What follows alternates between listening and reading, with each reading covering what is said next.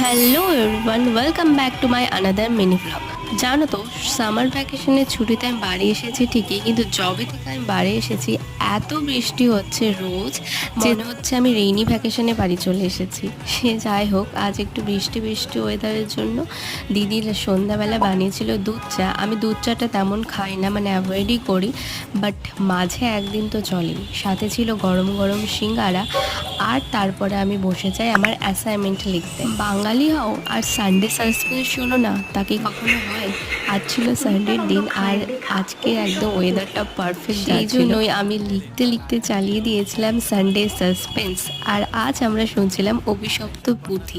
Seriously ছোট্টবেলাকার সেই নস্টালজিয়াটা আবার ফিরে। ডিনারের টাইম হয়ে যায়, চলে যায় ডিনার করতে। লাঞ্চে আজ ছিল বিরিয়ানি। সে যতই বিরিয়ানি হয়ে যাক বস, আমি বাঙালি, আমার সিম্পল প্লেন রাইসের সাথে মাটন কারিটা চমৎকার লাগে।